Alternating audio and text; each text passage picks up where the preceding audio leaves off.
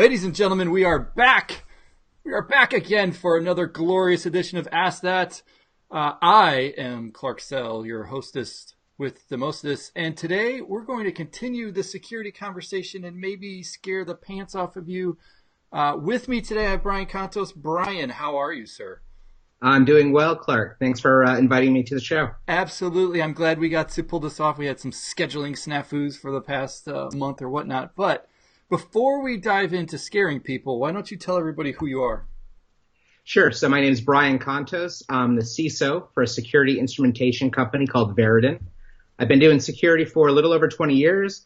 I've started my career with DISA, the Defense Information Systems Agency, and then later Bell Labs. And then after that, I just started building security startups, Riptech, ArcSight, Imperva, Solera, and now I'm on my latest. I've written a couple books, but my whole career has been cybersecurity focused. So, we're gonna have a little fun. So, so where do we start this conversation? Cybersecurity is a big word. You know, you can either come at it from the application perspective. We can come at it. Well, I mean, how do you think about it? Let me just start there. Yeah, it is a big word, and it's really evolved a lot in the last couple decades. There used to be this very myopic perspective on us versus them, perimeter security, which is pretty much focused just on network security, really. Sure. And that's evolved over the years. And, now we're seeing network and endpoint and email and data and cloud and all these other variants. But it's such a key part of virtually every organization in the world, whether it's government, financial services, healthcare, education, telecom. We almost take it for granted that, 15, 20 years ago, there was just very limited security. And now where we are today, there's literally thousands and thousands of security vendors. So it's really exploded as a industry. Exploded as an industry, but do you feel like that we as developers, industry, have really kept up with that? I can say yes.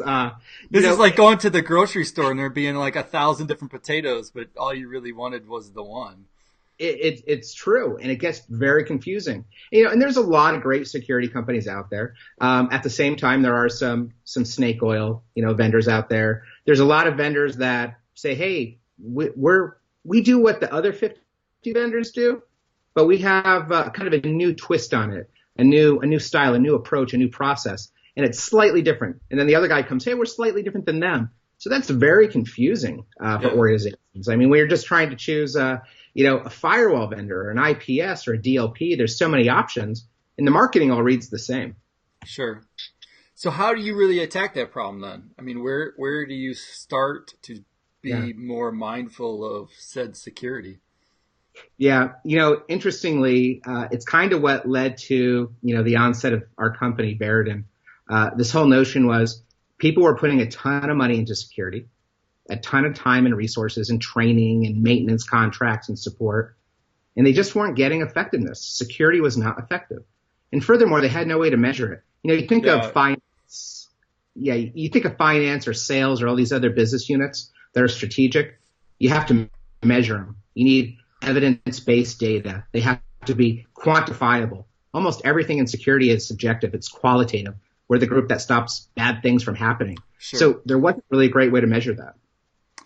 I mean, I don't even know where you'd start, outside of like the defense mechanisms of like, oh, look, I got a DDoS attack on me and I stopped that from doing bad things. I mean, I guess on the flip side of that, how many people even know if they've even been breached in the first place?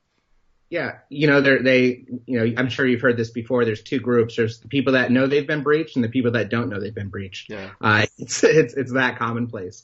But, the biggest problem I see, and I see this all over the world, we were talking before we started the show, I've worked in over 50 countries. So this isn't something specific to the U.S. or just Fortune 500s or large government organizations. People manage security based on assumptions. We assume our developers and vendors are developing secure code and products and that our security teams are deploying them correctly. And we further assume that if it's working today, it's going to work next week, next month, next year. and nothing else is going to change in the network. And Clark, you and I both know that if someone's doing an assessment, by the time they print the last line of the report, probably most everything has changed already, so it's already out of date. Yeah. So, we call that environmental drift. This whole notion that, hey, everything's working great, all green lights, but someone changes a tap, a span port, they add a patch, change a configuration on a firewall or ordering of rules, and all of a sudden something that was blocking isn't. It was detecting, but now it's not. And you never know unless you're checking. Yeah. Yeah, and I mean, our systems today are really composed of a lot of things. And I don't just mean like, hey, I built a Node app and I stitched together a bunch of NPM modules. But I mean, if you think of Docker and the servers that we run on and the OS that's there and the firewalls and the switches and everything, like, you are composed of hundreds and hundreds of pieces of things that you may or may not have some purview over. So there's a lot there to try to manage and understand. Yeah, you're absolutely right. And, we used to say, and we still do, I guess, that complexity is the number one enemy of security. But to your point, you start adding containers and virtualization and cloud and all these other things that perhaps a security person is very savvy as it relates to security gear, but maybe not as much so when they start getting into the cloud. Or, maybe they're really good with firewalls, but when it comes to web application security, it's challenging. And that's where we're seeing a major breakdown. I mean, we've done a couple surveys and run a couple stats, and we come back with these crazy numbers like 15 to 25% of all the attacks that are executed during, when our company does POCs and things like that, 15 to 25% are actually stopped. 75% of everything just gets through. And it's not because you have bad products or bad people or even bad processes. It's just no one's ever had a way to validate that what they've got is actually working. My firewall, my IPS, my endpoint, are they actually doing what I expect? Yeah.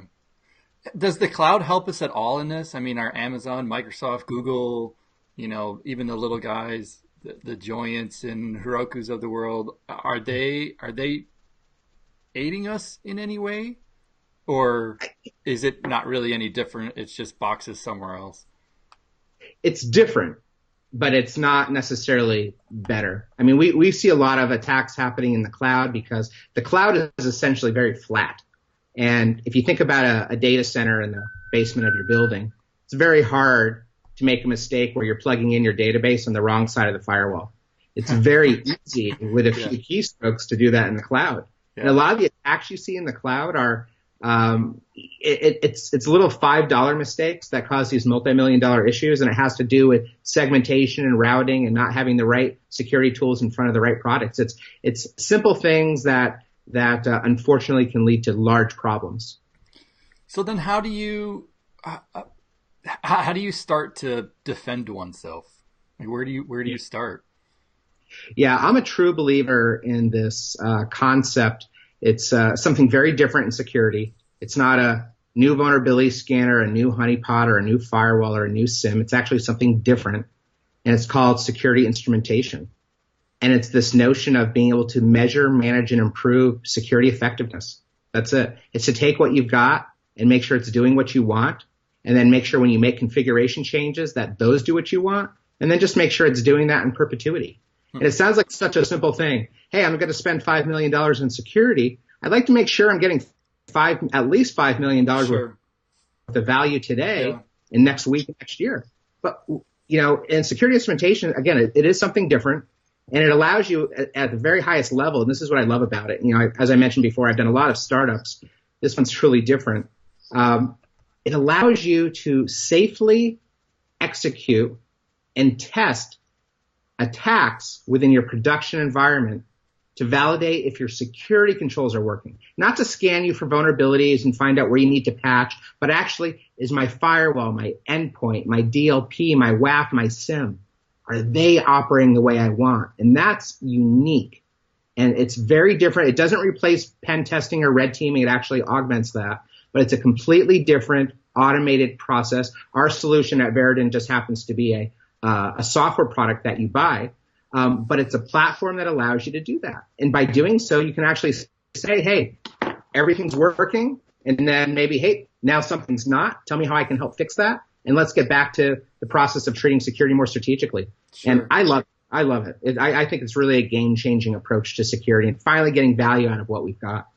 So then what does that instrumentation look like? I mean, how does one go about doing that? Are we literally, that's not even a damn word. Are we littering, Yeah. which sounds terrible too. Are we changing how our applications are built to better instrument that thing, or are we kind of decorating our solution with that stuff?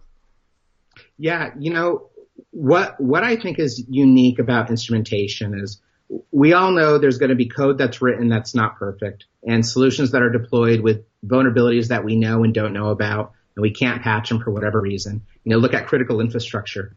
They might be running a massive multi-million-dollar turbine with Windows NT 4.0, which has been end of life for a decade and a half. Yeah. Yep. And that's I wish I could say that's rare, but we see it in a lot of industries for a lot of reasons.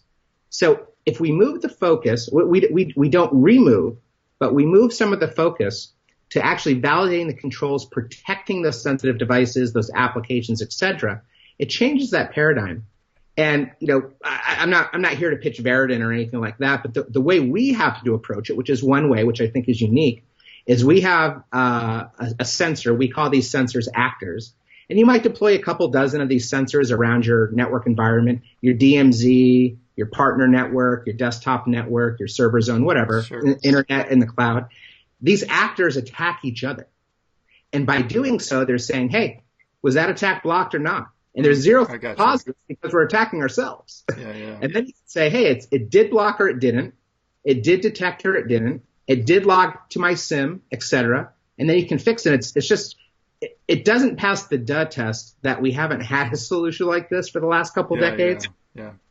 Because products, we just want to get value out of them. And we just want to be able to tell our bosses what we're doing. And they want to be able to tell the board, hey, that $20 million that we invested in security, look what we're getting. We're actually getting value instead of, oh, look at all these horrible things we have to stop. Yeah.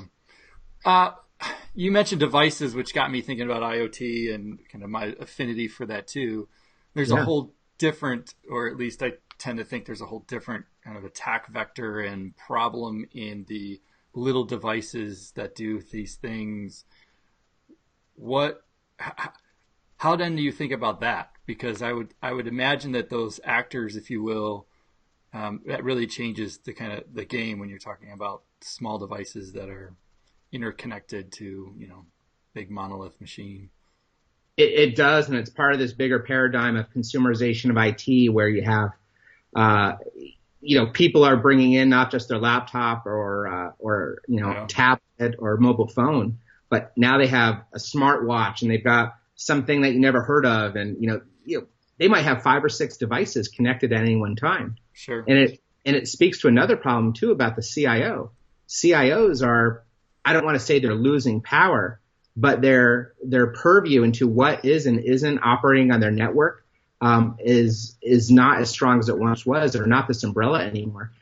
People are leveraging services in the cloud. They're bringing in their own technology. They're adding apps that are interacting. So it's part of this bigger story, I think, which is about, how open are we? How do we measure what's interacting on our network? And where do we put the safeguards to prevent, detect, and respond to attacks as it relates to stuff getting close to our critical assets or our critical data? And you're not going to throw endpoint security on, a billion IoT devices. You're not going to have a layered network defense around every single solution, but you might have it around your core capabilities. And I think people are starting to pull back to that, whether it's in their local data center, in their cloud, and making sure that the security there is strong. But it's a big story. Especially IoT, and it's changing things so quickly. Yeah, we were talking yesterday about how with 5G getting closer and closer to being a reality, and that the speed. I've had this kind of notion that the speed that we will get changes the way we will ultimately have to deal with some of this stuff, right? Because it'll be so instantaneous, if you will, your time to deal with, or your ability to kind of cast your net wider, just perpetuates either the good or the bad. I don't know if that's just me kind of, dreaming in my sleep or not, but it feels like that we'll end up with way more connected things. We'll end up with much more traffic. We'll end up with it faster. So these things we won't the time to react will have been, drastically reduced, and on and on. Yeah, it's the 4 V's, right? It's the volume, velocity, variety, and vigor of these attacks. Mm-hmm. And when it's funny, it's almost we're going back to where we were, because when we started security, again, very myopically focused on prevention. But then we discovered prevention doesn't scale, so we need to put a lever of focus on detection and response. Well, incident detection and response is very expensive and much slower, because humans have to get involved and investigate and do this and mitigate the threat, and it's a process. It takes some time. It's a lot faster to just stop the attack right away, prevent it. Yeah. So I would argue that, yes, we've tried to prevent. We've discovered we can't prevent everything, and we probably never will. And we need to augment with detection and response. But to my earlier quote, 15 to 25% of the attacks are actually being blocked. We're just doing a really, really bad job at preventing now. When we start to get to 5G, when we have the 340 indecadillion IP addresses for IPv6 actually rolled out, yeah. It's not going to be tenable to approach security in the way that we have. What used to keep us secure has completely stopped working. Yeah. So, going back to your, we stopped. It sounds so ominous when I say that out loud. Oh, it's almost like a shark swims by when I say that. Well, I mean, I these things, we talked about IPv6, like, that was a thing, God, I don't even know, 5, 6, 7 years ago when that started getting rolled out, and to be at a place where that's still not true. Yeah. I mean, we tend to kind of forget like that's been a rolled out thing. We forget that HTTP v2 has been a slowly rolled out thing, and thus the backbone that we sit on is a slow moving beast, and it's not like these changes can just happen overnight by any stretch. You mentioned we stopped 25% or roughly 25% of the attacks. What's the other 75% look like? I mean, on a scale of, whatever to, oh shit, where are we in that? Yeah. And I'd like to say that, we're stopping the basic stuff, but the really advanced stuff gets through. That's not all the case at all. A lot of the times organizations will run default configurations on their product, thinking that that's the best because that's what was deployed by the vendor during their POC. And those configurations are generally done in default, so they don't set off too many alarms, so they make their product look good, and they demo well. And I get it, I understand it. Sure. And people buy products based on two things: how good was the SE, and how great was the default config. The problem is, because of that, they're not necessarily tuned properly for your environment. They're too general. So a lot of the stuff that gets through is the basic stuff that's been around for years. Some of the advanced stuff might get through as well. And you expect a percentage to get through, and again, to augment that with detection and response. But then we say, well, Brian, okay, some of that's not being detected or not being prevented. How much is being detected? We're finding detection rates are generally between about 25 and 45%, which is, again, we don't even know it's happening right half the time, which is awful. And then this last stat, this is really going to hurt for anybody that has worked in the SIM industry. I worked for ArcSight for almost 7 years, but 0 to 0, which is awful, 0 to about 45% of all the events that are coming into SIM are actually being correlated. You're spending millions of dollars on the SIM to suck in logs from all these devices, and it's going to tell you when something really bad happens. And the great majority of the time, you're lucky if it's even going to fire correctly, because you've never had an ability to validate if all these tools are parsing properly and logging properly and NTP is correct and the SIM rule is written correctly to correlate it or do a search like a notable event. You've never had a way to actually validate it's working. And because of that, when the thing actually happens, you miss it because of one weird configuration, your temporal or your volumetric analysis wasn't right. And it boils down to this. We're spending a ton of time, a ton of money, and our security just isn't being effective. And it could be. That's the sad fact. We have the tools in place to mitigate these risks. We're just not getting the value out of our solutions. And that's a sad thing. And again, it's not just technology. It's also helping me hire the right people, sure. Help me train these people, and then help me put processes in place to leverage all that actually work. All right. So we've been talking a lot of doom and gloom, and there's big problems, whatnot. So now let's take the other direction. Okay, so now what do we do? Is it buy a tool? I mean, I know it's multiple things, but for those who aren't started or don't know, like where do we go from here? Yeah, I would just say, look, again, there's a lot of security companies out, thousands of cybersecurity companies, and most of them create great products. It's a question of not just buying a solution, but taking the time to really tune and instrument it. If you make a configuration, take the time to validate that's actually doing what you think it's supposed to do, and then have something in place that continually evaluates it and tells you if something that was blocking or was detecting or was correlating has stopped. And it's a very basic thing that can be done. It's just simple hygiene, if you will. Sure. And I tell people you would never buy a car that, doesn't run 75% of the time, but you're spending way more than a car on security that doesn't work 75% of the time. So it can be done, and it is tenable. There are ways to approach it. Again, not pitching Verodin. We happen to be a security instrumentation platform. We're a company that does this, but there's things that you can do to test and validate your controls to just make sure they're working. And I think we just move so fast in security, we never take a breath and step back to strategically ensure that our solutions do what we want. We just move on to the next shiny buzzword, the next new box, the next new solution, and hope it's going to fix everything. Well, what about, you mentioned you started a bunch of startups, and I'm in that land as well. I mean, what about the person or the group of people who don't have a lot of capital and are trying to get that thing off the ground?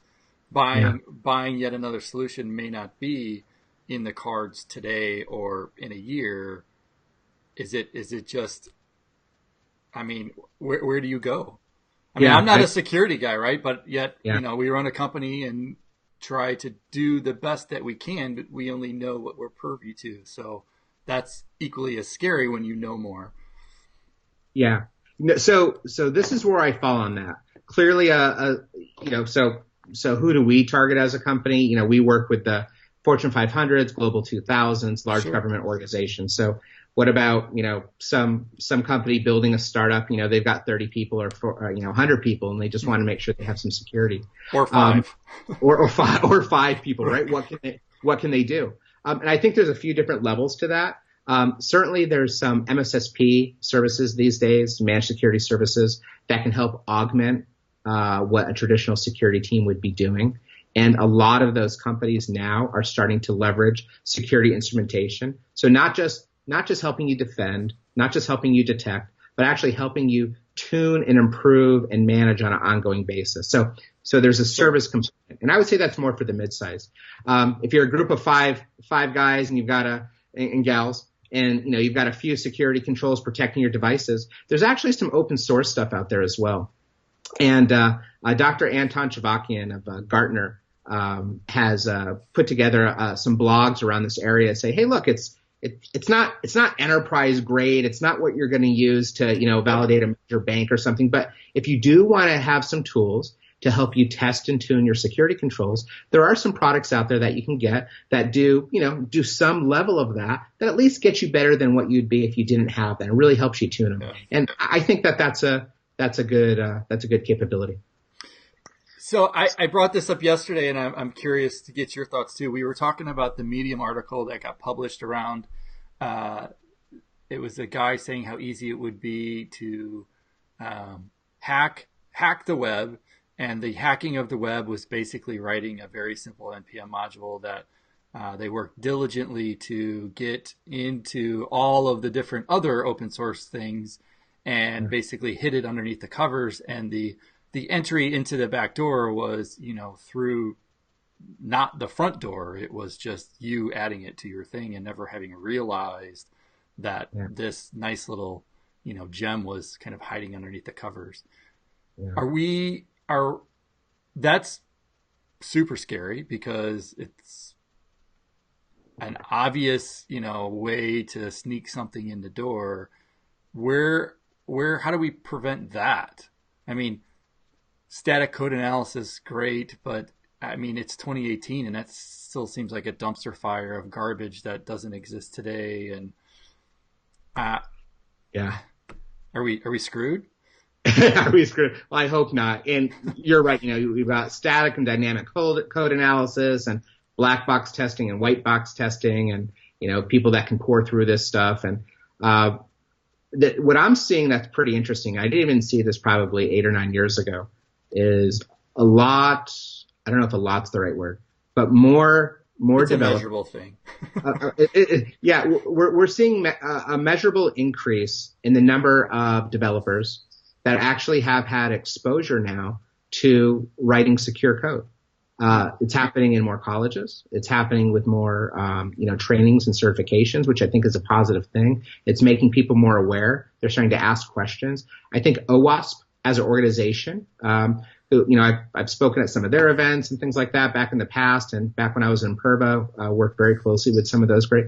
And I just think it's a great organization in terms of increasing awareness for the folks that actually have their hands on their keyboard writing code. So I think awareness is a big thing. Is some nation state going to sneak something stealthily into our code, and it's just hibernating there until the day they actually need to use it? I don't think it's beyond the realm of possibility. I think Sure. there could be something there.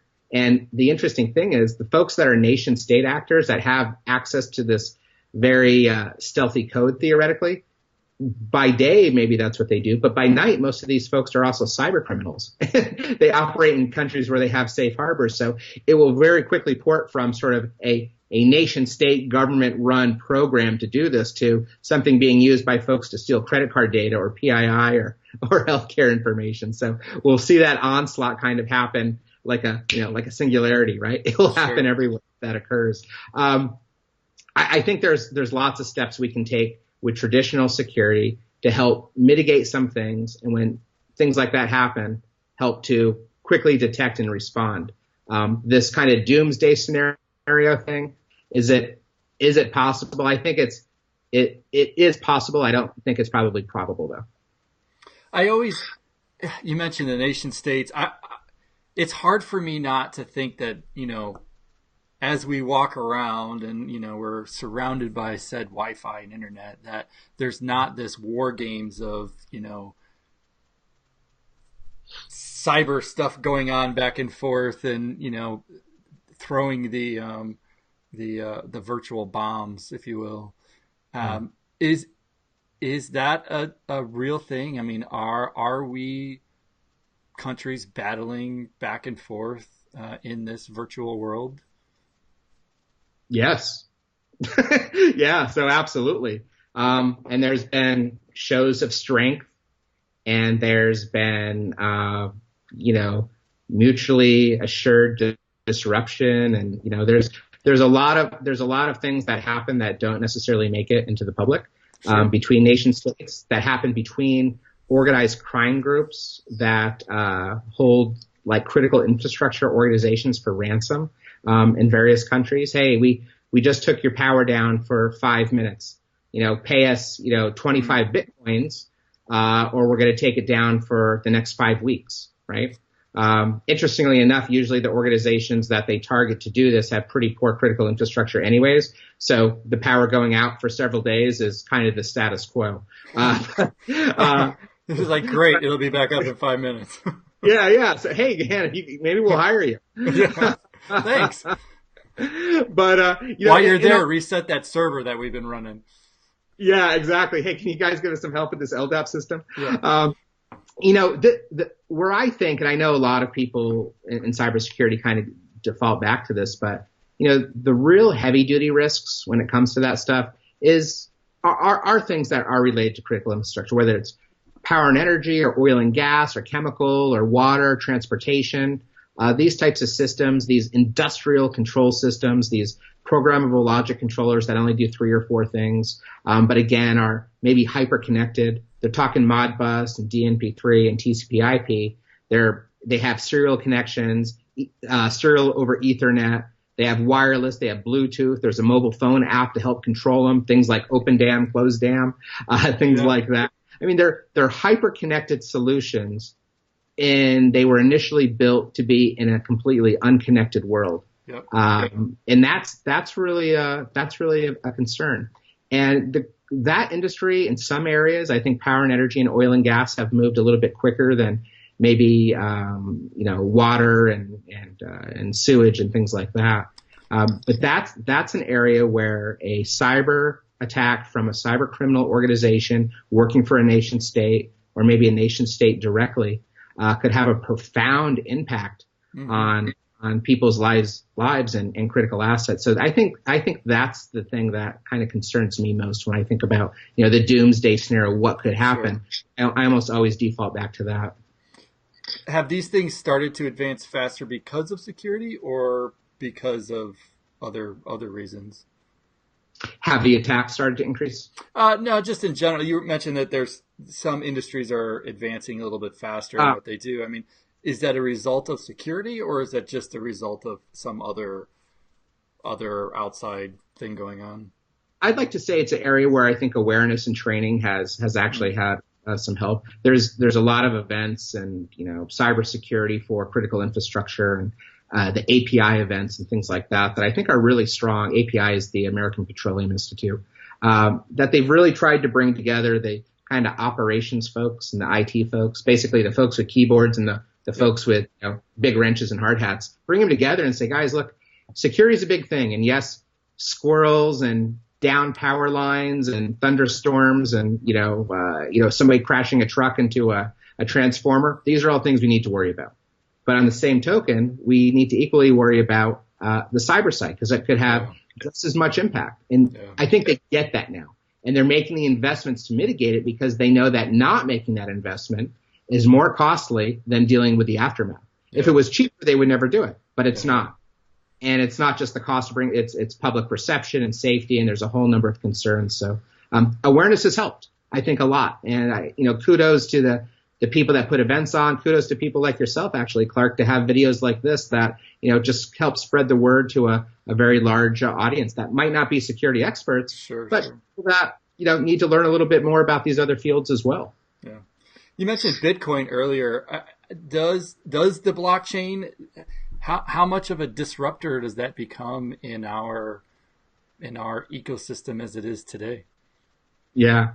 Where the story that I come to around this, it's kind of interesting. So, a few years ago when Bitcoin was out there, but it wasn't, your grandmother wasn't talking about it in her sewing circle kind of thing.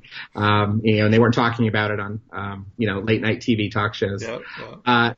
What I started seeing that was kind of interesting is, so backing up, cyber criminals love to deal, of course, with any type of anonymous currency, e-gold or whatever.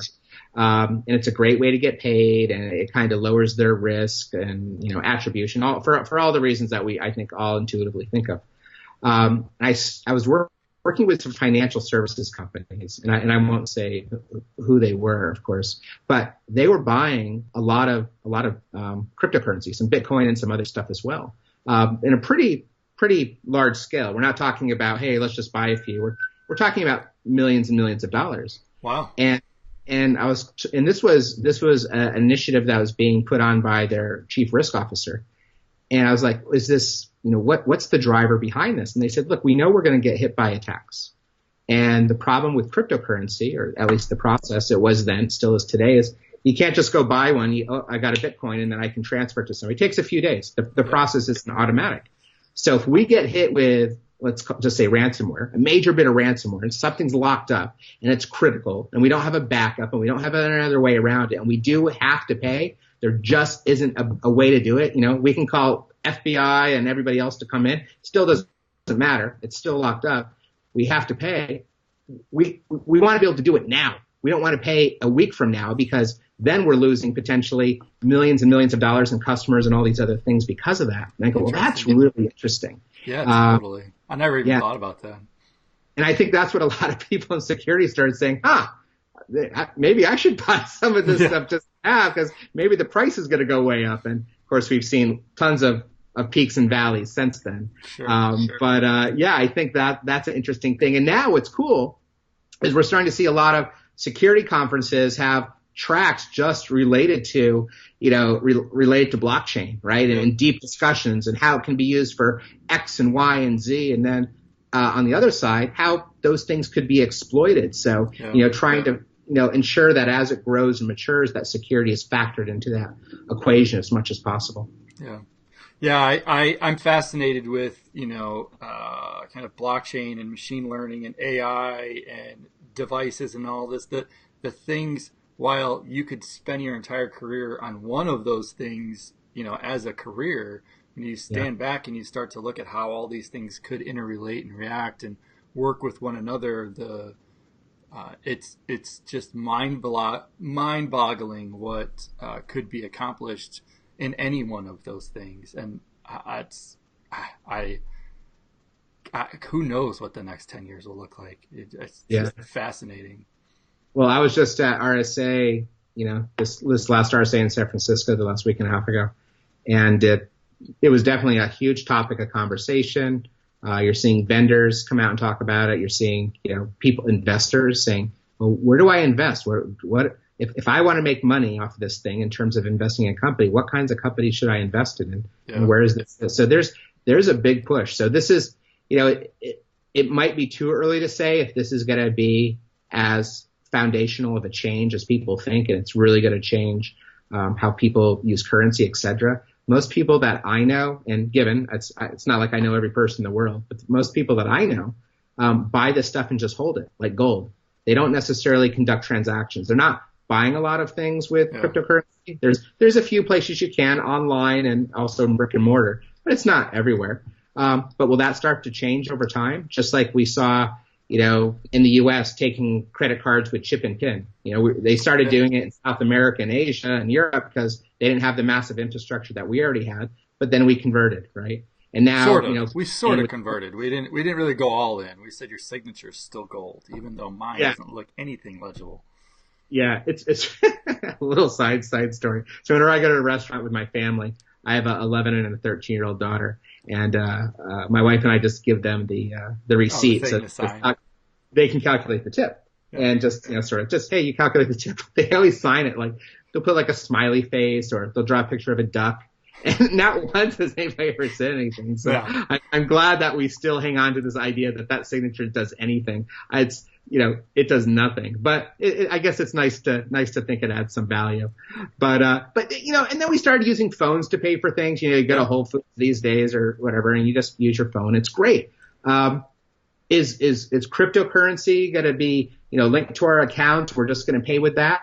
Possibly. These changes don't happen overnight.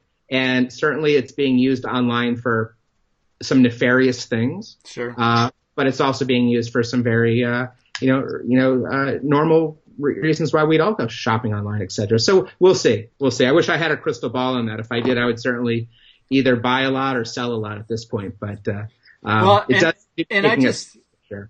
just think of like the network, take the Bitcoin, take the currency out of it, and you just look at blockchain and what it can do and how that may reconnect people in interesting ways, or companies and this and that. And it's interesting. I mean, it'd be, we will be living in different times for sure. And, to sit here and say that in 5-10 years, it won't look drastically different would be very naive. The area where I think blockchain might have a really big, and it's interesting I say this because this is an industry that isn't necessarily on the cutting edge when it comes to cyber, cutting edge to other things, but not cyber. But healthcare providers and, healthcare payers, insurance companies, not so much sciences, not so much the pharma, but I'm seeing a lot of talk about like medical records and patient records and how they the transfer of data. To me, that's like that just makes good sense. Absolutely, it does. It totally sounds like a great place to use this. So they might be leading the charge in some of those initiatives. It'll be interesting to see at the HIMSS conference, the big healthcare conference in Vegas, how far those initiatives have gotten by next year's event. Yeah, I mean the whole healthcare record thing is just it's a dumpster fire. I mean, it is. Yeah. I mean, I don't even know. To think that you can't easily give somebody your information is just mind-boggling to me. Mind-boggling that I got to call up X doctor to have them move this over here and that over that. It's just so stupid. And honestly, Clark, you and I have both traveled a lot. I live in California. Whether I'm in New York or Washington D.C. or Mexico City or Singapore, I'd like to have the people that I want to be able to access my medical information Mm-hmm. if need be, Mm-hmm. can have access to everything they need as quickly as they need it. That's And right. I also want to show at the same time that everybody else can't, right? That shouldn't. Right. And Right. I don't think that's a lot to ask. No, And, I don't either. yeah. And healthcare is a really sensitive one. I mean, if you get your credit card stolen or your account compromised, it is what it is. It causes some headaches, this and that. At the end of the day, you probably won't lose any money. You'll lose some sleep and lose some time, but you can get through it. You lose your healthcare information. Your healthcare data is your healthcare data. And I'm not even talking about somebody using it to get services for themselves. I'm just talking about, maybe you have a parent or something that has some type of medical condition, and you don't want the world being aware of that, and that stuff gets out there, and that's things that I think could be used to blackmail people, certainly people of politicians and celebrities, people that are in the public light, but also just regular business people and regular individuals that they might be willing to pay some money to cover up certain things about them. So I think that's a really sensitive topic, and I think that's an area where blockchain can add some immediate value. It's funny when you start saying that, you just think of not just taking care of our own self, but, our siblings or cousins or whatever, in the ability to, prove that you are, you should have some level of access to it, or that they've granted you some level of access such that you could help or take care in those times of need where they may not do it. Or, God forbid, if you want to pass those records down to your kids and your family such that in the generations to come, somebody knows that you had glaucoma or whatever. Like, oh, yeah. Great. Well, Grandpa didn't tell me because Grandpa lost his mind at the age of 50, right? He just forgot that he had prostate cancer or whatever it was, right? Yeah. I think, it's funny as well. I never like to name names, but everybody listening to this, and who it is, the major credit processing agency hack. Yeah. We were talking about it yesterday. So, when that happened, I got on the phone with my nieces, nephews, and cousins and parents. I said, look, you have to go to all three agencies. There's a fourth one as well, but you probably need to go to all three agencies. You don't need to sign up for their monitoring this or that or hack my life and make this safe and all that. What you need to do is you just need to lock it, right? And it's kind of a pain. And every time you unlock it, it's going to cost you like $10. But unless you're buying a house or buying a car, or applying for a credit card, you probably just don't need to worry about it. And it's the safest thing you can do. And it's a bit of a pain. Don't lose your password, this and that. You got to. But I said, that's what you got to do today. And, if you have kids, because they're being targeted, especially, infants, they get a social security number. They've got all this stuff. But clearly you're not looking at their credit. And somebody else could be abusing that for years before you find out about it. I was actually the product of that. Oh, really? Oh, yeah. And I'm sure it wasn't a pleasant process to get that fixed, right? No. It was when I went to go buy my first house. I was 22, 23. And when I went to go to the lender to get that, they had come back and said, oh, well, look, you have 3 social security numbers. You already own a house. You have 25 credit cards. Like, the list went on and on and on, right? And it was only because I was so young that it was so obvious that I had not had a mortgage for 15 years, because I would have gotten approved at the age of 15 or whatever it was. Yeah. That I was given some leeway to kind of straighten it out, and it took probably a year to get it straightened out before I could get all the credit agencies in order and thus get the loan from the lender.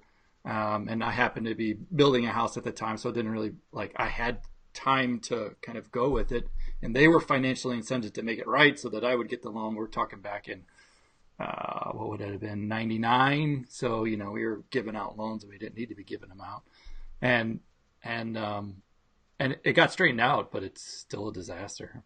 I mean, well, it's for less everybody, of a dumpster fire. If you take one thing away from this, think about security instrumentation. But if you take two things away from it, go freeze your credit. Go check out your credit report. Yeah, and eat the $10 it costs to unfreeze it anytime you want to buy a house or a car or get a new credit card. But it's a small price to pay, and it literally changed the world we live in, because I'm on my phone with family members that aren't technically savvy in any way, but I just spent the time to walk them through it, and I said, look, you got to do it now, and chances are that your stuff's exposed, and or it will be. So or it already was. I mean, Or already was. Yeah. Or already was, yeah. It's hard to say. I know I was on the phone with a lot of people then too, and it's like chances of anything new being gathered is probably pretty slim to none, since you shop at Target and Home Depot and you've been to these other places and they've already been that, and those are just the ones who have coughed up the information to say that they've been hacked. And yeah.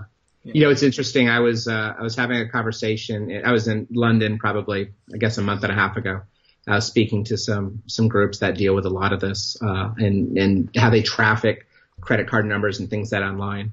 It's a lot. There's just so much. Like if you had like a platinum card number with the whole wallet, and by whole wallet I mean you've got the number, you've got the expiration date, you've got the name, the address, the phone, everything that you could possibly need. You've got that. You might get $20, $25 for that.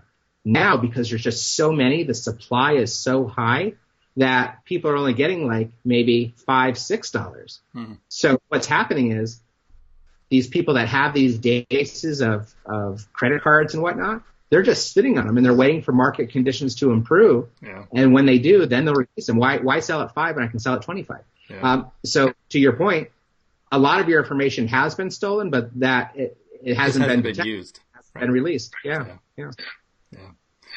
All right. At the end of every one of these shows, I like to extend a bit of gratitude and acknowledge the other person. And that being said, I want to say thank you to you for being here and sharing today. And more importantly, thank you for giving back to the community and talking and speaking and doing everything that's around there in security. One of the stories I didn't tell was I used to do security early on in my days. I was working for a financial services company. I was in charge of like putting the security controls in place. And back then that work wasn't very sexy and it's super tedious and I hated it. And I did everything that I didn't really hated it, but I was like, I got pinned as the guy and, I got out.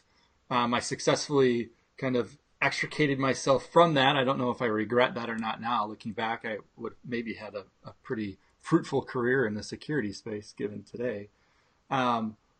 But it is certainly a field that is, there's a lot of misinformation. There's a lot of great information. There's not a lot of people in the grand scheme of things talking about it or trying to help one another. And thank you for being out there and sharing that with everybody. Cause, as somebody who, runs a small company, the resources just aren't there. And this is where, for us, financial capital and whatnot. So conversations like this are gold mines. So I got two last questions. We've got a bunch of stuff to put down in the show notes, cause I want to give some people some links to some of the references that we talked about and where they can go get more information. If you had to give, people, your top three things to kind of be more secure, what would they be? Yeah, absolutely. So I would say, don't just feel that you have to focus on buying the next new buzzword. You probably have great tools in place already. Put some extra time into making sure that you're getting the most value out of them as you can. I think security instrumentation can help. But for those mid-sized organizations, certainly these managed security services providers that help with that. And then for the really small groups, maybe some of the open source stuff that we discussed. The other thing is don't be so myopically focused just on technology either. Everybody wants to sell you a new box, right? If you watch Silicon Valley, box 3, right? Everybody, Gavin Belson. Yeah. Everybody wants to sell you a new box. And look at me. I've got a Scarlet V on my chest for vendor. I'm a vendor too. I think I've got a pretty cool thing, but but focus on your people as well. Every security company since the beginning of time says people, process, and technology, but then they go wink, wink, but we all know we just mean technology. Yeah. It's hard to find good security people these days. They're very eclectic in terms of their skill sets and they're very valuable and but if you can find those people and keep them trained and let them do the things that they need to do to help you maintain your security, foster that, because we just need more good security people able to be untethered and do good work. And sometimes they just get put in these little myopic positions and they're, then they end up leaving because they get sad. So make sure you're taking care of your security folks. And then finally, from a process perspective, we all think of processes. We get together in a room and we do some war gaming and whiteboard some stuff and put it in a binder with a red cover and stick it on a microwave and Maybe we do another process analysis again 2 years down the road. Process and how we respond to an incident will dictate how efficiently and effectively you're able to not just detect, but respond and mitigate these attacks. And often, if you can reduce something from taking 2 days to maybe 2 hours, it doesn't matter if you're a big company or a small company. That could be the difference between all your intellectual property getting stolen and none of your intellectual property gets stolen. So process is absolutely key. So don't forget to practice with your people and your technology to improve that process. So that's my soapbox for the 3 takeaways. I like it. Yeah, you know that old DR procedure you put in place? Actually, try it. See if yeah, it works. Yeah, it was written in 1985. It had this thing about tape backups, and we got to stick them in this mountain. Maybe we got to update that thing. Yeah, totally. All right, last question, and it's one that I ask everybody. How would you define community, and more importantly, what does it mean to you? Yeah, that's a good one. How would I define community? You know, it's almost like if you're in church, and how do you define church? Is it a place you go? Is it something that you experience? And I'm kind of this product of growing up in this security community, this global security community, and seeing it change, and for better and worse, but mostly better over the last 20 years. And my biggest takeaway is, you know what? It's great to consume knowledge and read what you can and watch videos and build your home lab and this stuff.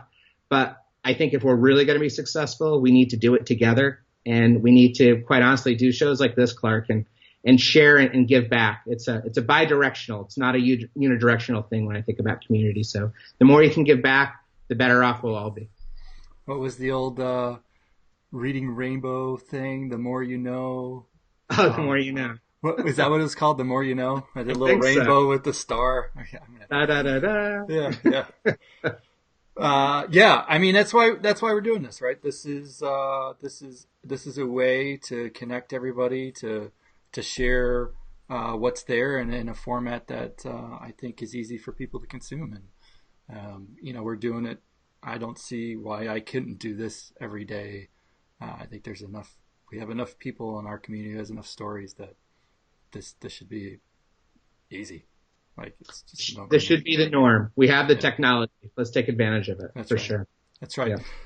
Well, everybody, thank you for listening today. I like at the end of every one of these, I would like to ask you to give us a thumbs up if you like it. It helps me understand kind of what you like, or if you don't like me or anybody else, I guess. Call our support group if you don't like. But more importantly, leave some resources below for everybody else, or ask a few questions of Brian and myself. We'd be happy to converse back and forth. Thank you for the time. Brian, where do people find you? You know, the best place to find me is you can go to Verodin.com, where I have a blog that I try to do at least weekly. And certainly hit me up on LinkedIn. I do a lot of posts to LinkedIn as well. And you can find me at Twitter at just Brian Contos. All right, we will put that stuff below. Brian, thank you for the time today. And with that being said, that's another Ask That. See you tomorrow. Awesome. Thanks, Clark.